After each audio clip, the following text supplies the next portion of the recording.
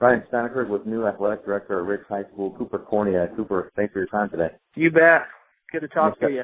I'm excited to talk with you once a week for the next few months. Yeah, should be fun. Hopefully we have some success so we have good things to talk about on here. Let's start that off then with the Rich volleyball last week at Intermountain Christian. Had a pretty solid win over the Lions. Do you know anything about that match? Well, from what I've heard, Intermountain Christians actually has a pretty solid team, so that was a good win for the Rebels. And from what I've heard and the girls I talked to, they went in and played really well and won in a pretty dominating fashion, really. So that was definitely a good trip down this weekend. They'll turn around and play host to Intermountain Christian this Thursday. Before Friday and Saturday, Rich will be at the Richfield tournament, so it ought to be a good week of volleyball for Rich. Oh, it really should be. That should be a good warm-up match before the girls head down to Richfield. And that Richfield tournament's always fun for them because it's kind of the little preview for the state tournament. So it should be good to get that good warm-up game in with Intermountain Christian before they go down and kind of get their tests for how they're going to do at state. Cooper, what about the football team down in Kanab? What's your takes on how the boys played in that close loss? Oh man, that was a heartbreaker. I really think we played well enough. We should have won that game.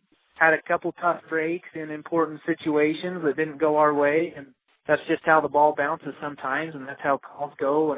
But I really think the boys played well. I think that's the best they've played for a couple weeks at least.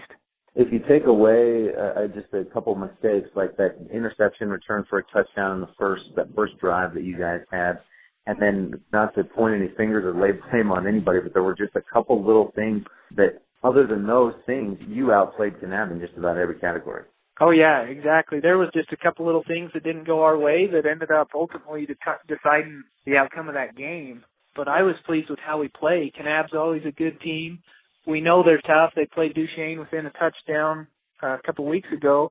So for us to go in there and have a real chance of beating them on their homecoming, I thought was definitely a positive. Well, obviously, we would have liked to take the win, but there's some good things we can take away from that and some things we can learn from it. So you mentioned Duchesne, and that's who the Rebels' opponent is this Friday night at Duchesne. What does Rich need to do to beat the Eagles? For one thing, we can't turn the ball over. That's how they beat Kanab. Kanab muffed a punt, and Duchesne capitalized on it.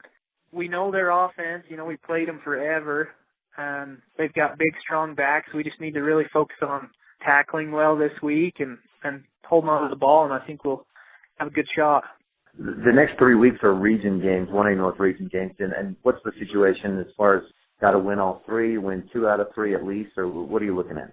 Well, obviously we'd love to win all 3, but we definitely have to win 2 out of 3, in my mind, anyways. We don't want to face Parowan or Kanab, you know, a first round of the playoffs and have a road game, so we want to win 2 out of 3 so that we can have a home playoff game. Cooper, anything else going on with the cross-country? Any runners go out and compete this last weekend or anything else? I haven't heard that any went this past weekend. I know we've got region coming up here on the 9th, so they got this week and next week, and then they'll be in their postseason. New athletic director at Rich High School, Cooper Cornia, thanks so much for your time, and good luck to the Rebels this week. Thank you. Appreciate it.